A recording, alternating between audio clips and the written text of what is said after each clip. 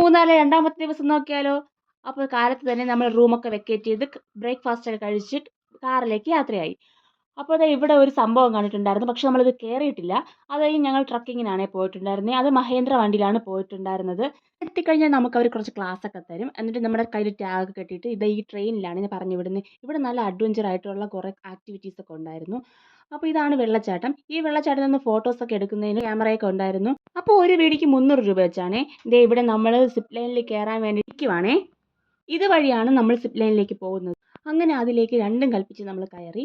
നല്ല രസമുണ്ടായിരുന്നു കേട്ടോ. ഒരാൾ ഒരിക്കലെങ്കിലും പോവേണ്ടതാണ് എന്നേ ഞാൻ പറയുള്ളൂ. അത്രയ്ക്ക് നല്ല ഭംഗിയുണ്ടായിരുന്നു. അതൊക്കെ കഴിഞ്ഞിട്ട് ഞങ്ങൾ പോയിട്ടുണ്ടായിരുന്നത് അവിടുത്തെ പൊന്മുടിയിലെ ബ്രിട്ടീഷുകാർ പണിത ഒരു പാലത്തിലേക്കായിരുന്നു. അത് കഴിഞ്ഞ് നമ്മൾ മീശപ്പുലിമല, കൊഴുക്കുമലയിലൊക്കെ പോയിട്ടുണ്ടായിരുന്നു. അപ്പോൾ അവിടുന്ന് കുറച്ച് സാധനങ്ങളൊക്കെ വാങ്ങിച്ച് കഴിച്ചു. അത് കഴിഞ്ഞ് വരുന്ന വഴിക്ക് ഞങ്ങൾ അവിടുത്തെ മൂന്നാറിലെ ഒരു ബ്രിഡ്ജിൽ കയറിയിട്ടുണ്ടായിരുന്നു. അവിടെ 600 രൂപയാണ് ഒരാൾക്കുണ്ടായിരുന്നത്. അപ്പോൾ അതൊക്കെ കഴിഞ്ഞ് ഞങ്ങൾ തിരിച്ച് വീട്ടിലേക്ക് വരാൻ നേരത്ത് ഒരു തിയേറ്ററിൽ കയറി സിനിമയൊക്കെ കണ്ടു. അങ്ങനെ ഞങ്ങളുടെ മൂന്നാർ യാത്ര അവസാനിച്ചിരിക്കുകയാണ്. ബൈ.